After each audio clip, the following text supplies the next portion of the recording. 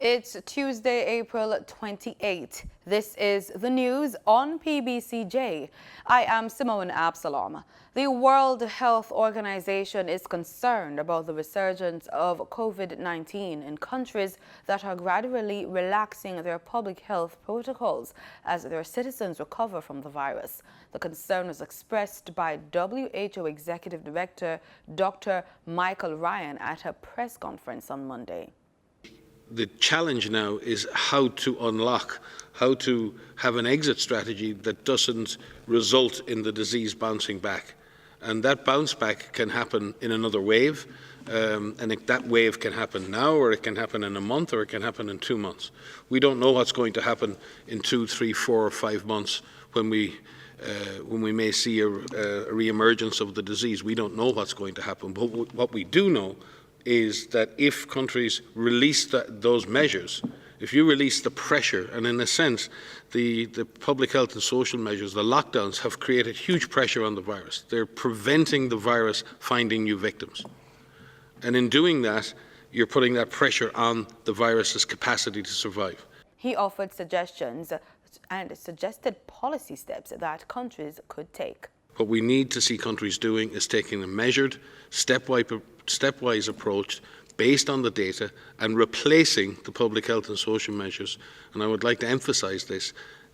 Those measures need to be replaced by a new social contract with citizens around physical distancing, around personal hygiene, around community participation. But nothing is certain at this point, and that's why we're watching very closely each and every country to see what lessons are being learned. And we will ensure that those lessons are shared between countries. As of Tuesday morning, Jamaica has 364 confirmed cases of COVID-19. Health Minister Dr. Christopher Tufton provided an update on Monday at a virtual press brief at Jamaica House. Today, the number of confirmed COVID-19 cases has risen to 364, so from 348 to 364, which means 16 additional cases in the last 24 hours. Dr. Tufton gave a breakdown of the new cases. 143, or 39% confirmed cases are male, 241, or 61%, are female, while the ages of all confirmed cases ranges from the 2 months to 87 years. Included in the 16 cases are 7 males and 9 females, having ages ranging from 3 years to 77 years.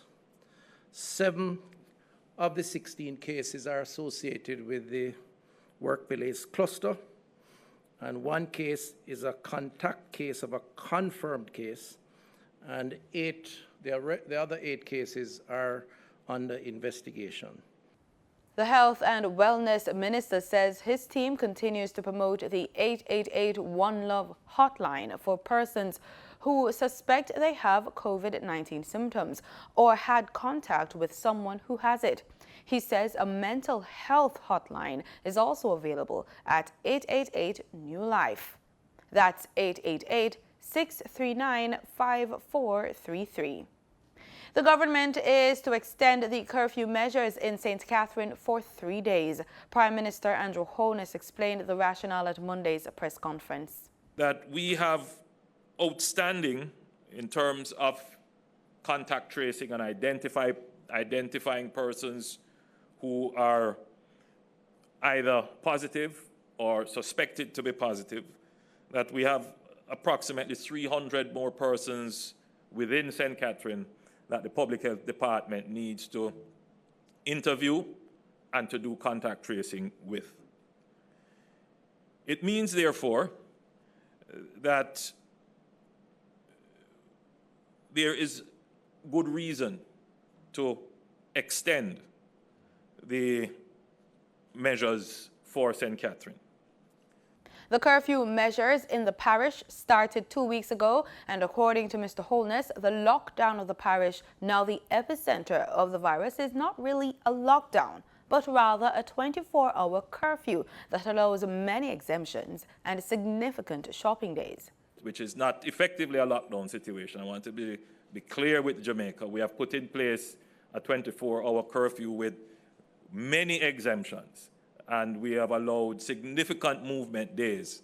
So you can imagine then what a real lockdown could be like. We have not gone into any form of real lockdown. The Prime Minister says the measures in St. Catherine have significantly slowed the community spread of the virus.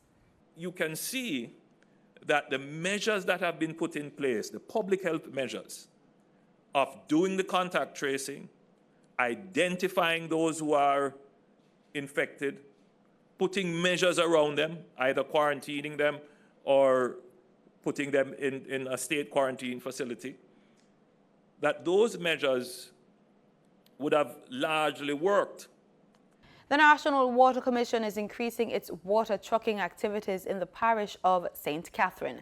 Due to the outbreak of COVID-19, Corporate Public Relations Manager at the NWC, Andrew Cannon, says this is critical to containing further spread of the virus in the parish. Among the St. Catherine communities where water is being trucked are Glengough, Old Mount Diablo, Riversdale, York Street, Trial Heights and Treadways.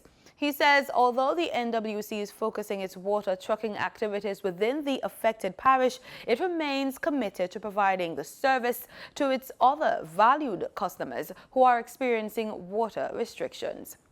Finance Minister Dr. Nigel Clark says the country will know in a few weeks if the GOJ's application for the International Monetary Fund's rapid financing instrument was successful. We expect that application to be considered in a few weeks, and for Jamaica, for disbursement to be made right after that. We are actually entertaining missions from the fund at this point, virtually, of course, and the discussions are underway, and we expect our application for access to the rapid financing instrument to be before the board of the IMF very shortly, in a matter of weeks. The RFI provides rapid financing to member countries with a balance of payment needs, but without the requirement of having a full-fledged IMF program, ongoing reviews and conditionality. Jamaica applied owing to the economic downturn resulting from COVID-19. In the meantime, Prime Minister Andrew Holness announced the establishment of a COVID-19 Economic Recovery Task Force to manage the logistics for a phased return of the country's economic activities. Just to be clear, this is not a talk shop. All of the task forces that I've put in place, they have not been talk shops. This is about the nuts and bolts, putting in place the logistics. Yes, there will always be some high-level thinking, some sandboxing, as they call it, but at the same time, it's about getting to the nitty-gritty of the subject. So it's not a body for grandstanding and a whole lot of talk. This is about action. The University Hospital of the West Indies wants all private facilities and practices to put in place a protocol and an isolation area for patients that may have COVID-19. In a statement on Monday, the hospital said it, quote, regrets the passing of Ms. Jodian Fearon and expresses our sincere condolences to her family and loved ones, end quote. The UWHI, in its statement, thanked its team members and other doctors who went to the private hospital to assist with the patient, and to the UWHI frontline staff who donned in full personal protective equipment on the morning of Friday, April 24, to accept the patient. They also thanked the intensive care unit team who received the patient on the evening of Friday, April 24, from the Spanish Town Hospital.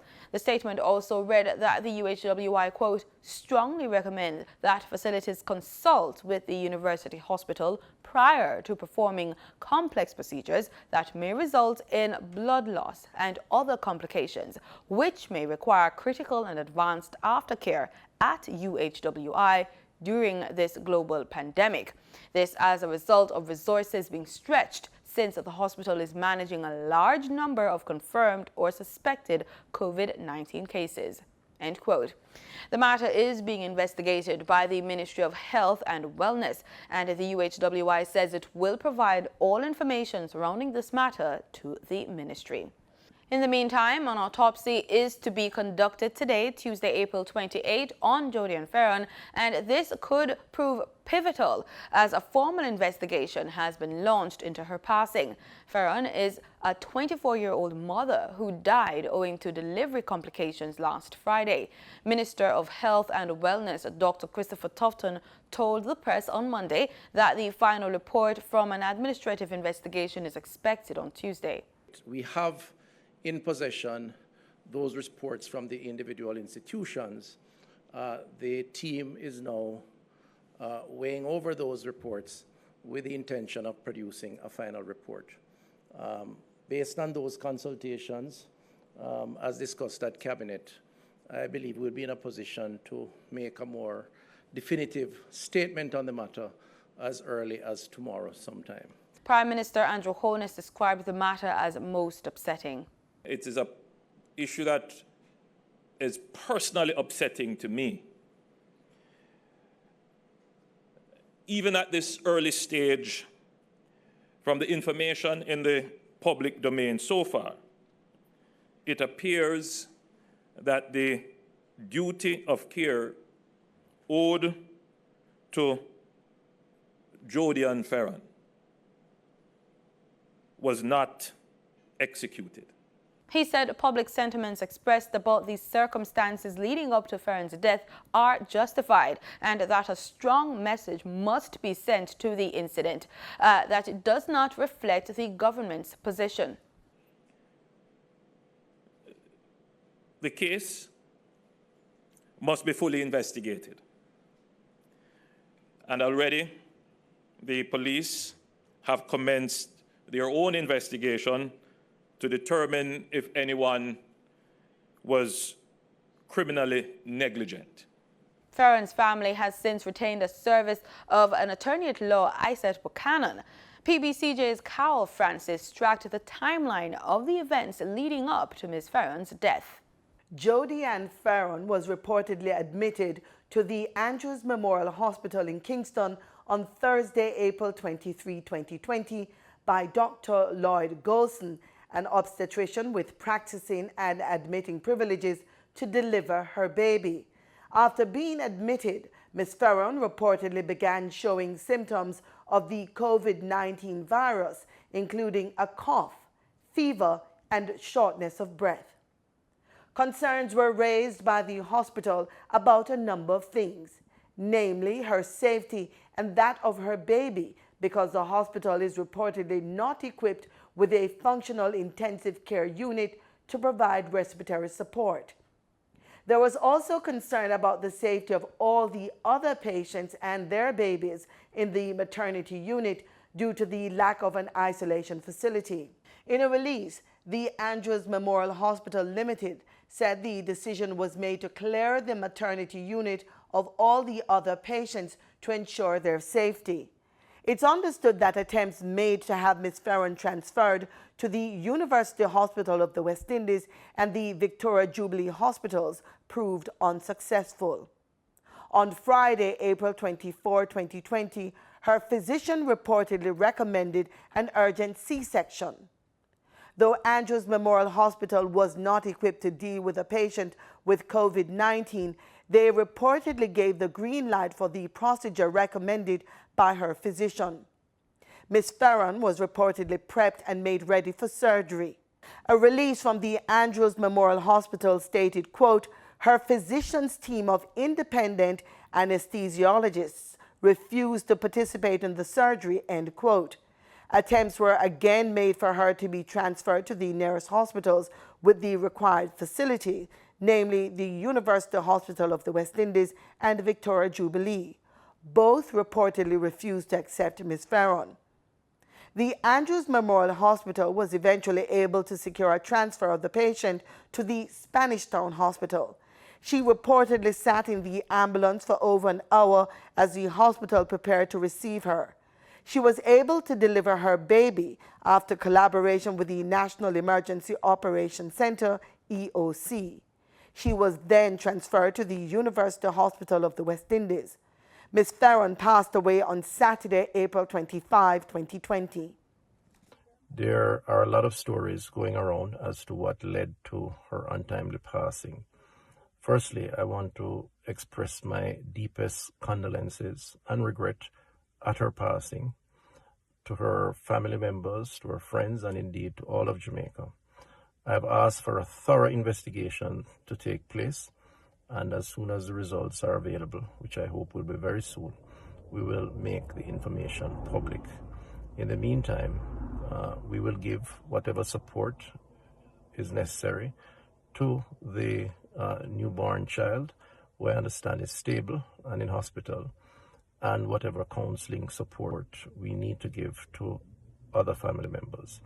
I deeply regret this situation, and as soon as the information is available, we will make the information available to the populace. Calls are being made for the establishment of a protocol outlining procedures or steps hospitals should take if a patient who is pregnant and needing emergency care presents with COVID-19 symptoms.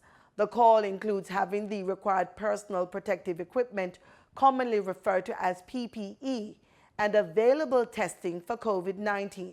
For the news on PBCJ, I'm Carol Francis. Over 1,000 hits. That's how many Jamaicans abroad tapped into the COVID-19 website facilitating re-entry process a few minutes after it was announced by Minister of Foreign Affairs and Foreign Trade, Kamina Johnson-Smith. We experienced what was probably history in 100,000 hits in 1 second. Probably more hits in a quicker period of time than any other website in Jamaica. The not so good news is that the website perceived it as an attack and shut down to protect itself. Good news again, that it protected itself. But they're adding capacity. The website is up, but the immigration portal is still having capacity added to it.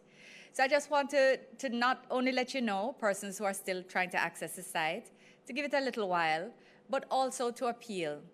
If you are in the wider community, you traveled a year ago, 2 years ago, you live overseas and are thinking about coming home now, maybe just wait a little while, because the intention of this protocol is to make sure that persons who recently traveled, that traveled before border control or travel restrictions were implemented, that they are able to return, and that our most vulnerable people, people who have been provided, we've had to provide accommodation, food and care packages, medication, people who are receiving that kind of care now from the Ministry of Foreign Affairs through its missions overseas, we're trying to ensure that they get in first.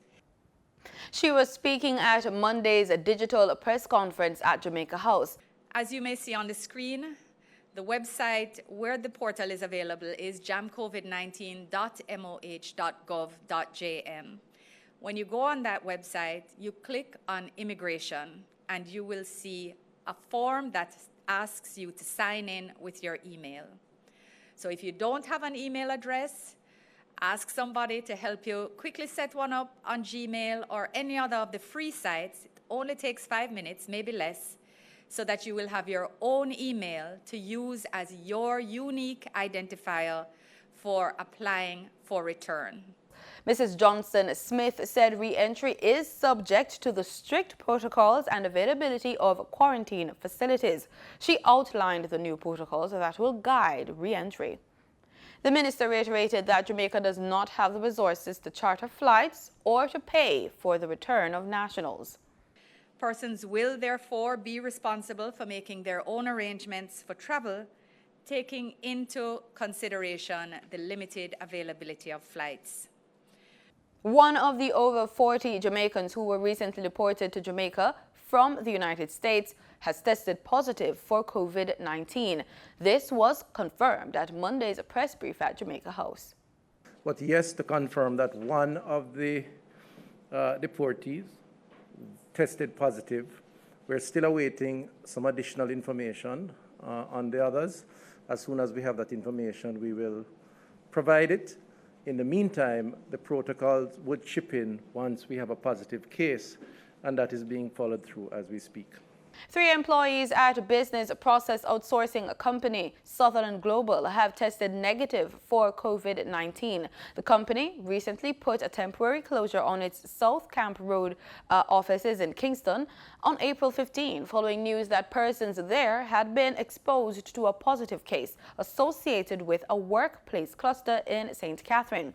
In an interview with The Observer, President of the Global Services Association of Jamaica, the umbrella group representing BPO firms in Jamaica, Gloria Henry, said that the tests which were conducted on the employees 11 days ago returned negative on Monday. Henry said that the branch may soon be able to reopen its doors under new procedures that have been developed by the Ministry of Health and Wellness. She noted that the GSAJ may put a request to the government regarding a reopening. Gabriel Thompson now takes us through the business report. In Monday's trading session, the JSE Combined Index declined by 10,133 points to close at under 400,000 units. Overall market activity resulted from trading in 79 stocks, of which 23 advanced, 41 declined, and 15 traded firm. The junior market index declined by 15 points to close at under 3,000 units. Stocks advanced for 1834 Investments Limited, Blue Power Group and Cargo Handlers Limited. Stocks declined for Access Financial Services, Barita Investments Limited and Berger Paints Jamaica. Trading firm were 138 Student Living Jamaica, 138 Student Living Variable Preference, and AMG Packaging and Paper. Trans-Jamaican Highway Limited was the volume leader with over 9.5 million units, followed by Mailpack Group Limited with over 8 million units and Wigton Limited Ordinary Shares with 2.2 million units. The US dollar on Monday, April 27, ended trading at $141.89. The Canadian dollar sold for an average $102.46. The pound sterling traded for $172.68, and the euro ended trading at $151.52. Oil prices were mixed on Tuesday as optimism about the easing of coronavirus-related restrictions reassured markets, although traders remained cautious with storage capacities filling up fast and supply cuts not deep enough to counter falling demand. Brent crude futures rose 41 cents to settle at $20.40 a barrel. West Texas Intermediate crude fell 78 cents to $12 a barrel after plunging 25% on Monday. That's it for the business report on PBCJ. I'm Gabrielle Thompson. In regional news, some residents in Guyana are still not adhering to the curfews imposed to slow the COVID-19 virus. InfoHub's Isaiah Brathwaite took to the streets and filed this report. The curfew implemented by the government to curb the spread of the coronavirus restricts persons from being on the road between 6 p.m. and 6 a.m., but a ride along with the police shows that some persons are still not adhering to the curfew for various reasons.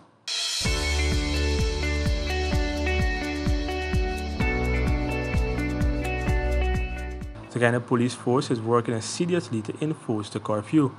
During the ride-along, many persons were found on bus parks waiting to get home way after the 6 p.m. curfew, while others were found to be gathering for entertainment purposes. Persons continued to gather in large numbers and in places which were deemed off-limits, such as bars and the seawalls. The Guyana police force is pleading with the public to adhere to the measures as they are for their own safety and by extension, the nation. The emergency measures were outlined and implemented by the Ministry of Public Health under the directions of President David Granger. To disobey the measures will be deemed an offense as outlined in the measures, which state that any person who fails to comply with any measures commits an offense under Section 152 of the Public Health Ordinance and is liable on summary conviction to the penalty provided under that section. To date, Guyana has recorded 74 cases of the coronavirus with 8 deaths. Worldwide, the number of confirmed cases has surpassed 2 million.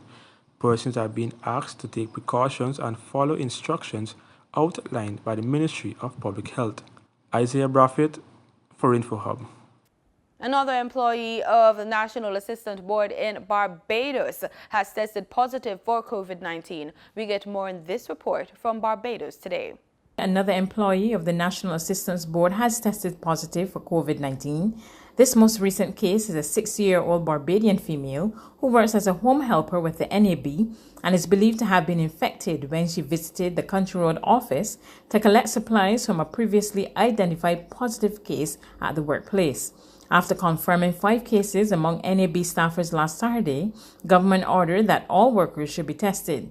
The Ministry of Health says it has identified 110 persons, including the entire staff at the Country Road office and their families, who will go into mandatory quarantine for 14 days at designated hotels. The number of COVID-19 cases in Barbados stands at 80. There have been 6 deaths and 39 patients have recovered. Trinidad and Tobago government has released billions of dollars to assist those in dire need during the COVID-19 crisis.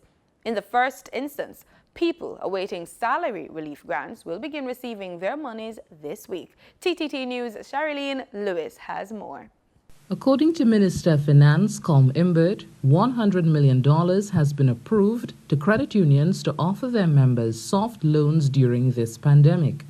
To provide them with $100 million in funds for soft loans to their members. With these funds, credit unions will now be able to provide affordable loans of up to $5,000 per month for 3 months, or $15,000 in total, to their members to carry them through this period. And Minister Imbert said the THA will also receive monies to cushion them during this crisis. We are sending $50 million to the Tobago House of Assembly for the Tobago Regional Health Authority and other COVID-19 related expenses, and a further $5 million to Tobago for their Enterprise Development Program to help small businesses. We are also making available a special fund of $50 million to provide grants to Tobago hoteliers for hotel upgrade and refurbishment. Additionally, the Finance Minister said that the first batch of salary relief grants will be paid as early as this week, and students studying abroad at the University of West Indies, Mona, will receive wire transfers to get them by during this difficult period. We have also today initiated the process for wire transfer of funds in the amount of 2,000 TT dollars, or US $300, to our Trinidad and Tobago students at the UWHI campuses at Mona, Jamaica, and Cave Hill, Barbados, who are not on national scholarships. Minister Imbert said to date, no monies had been withdrawn from the Heritage and Stabilization Fund, as is being alleged by the opposition. Sherilyn Lewis, TTT News. In sports, we're on the nets with cricket, as West Indies cricket says it's flexible about rearranging its team tour of England, but will not risk players' health just to compete in a 3-test series. The fixtures were all due to take place in June, but Friday saw the England and Wales Cricket Board extend the delay to the start of its season until July 1. English officials remain hopeful they can reschedule all international fixtures in a program that also includes 3 more tests against Pakistan and white ball matches against Australia and Ireland from July until September. CWI Chief Executive Officer Johnny Grave insists while the West Indies were open to a change of dates, player safety remain the priority. In football, FIFA is proposing 5 substitutions per match when football resumes to help players cope with the increase in the number of games.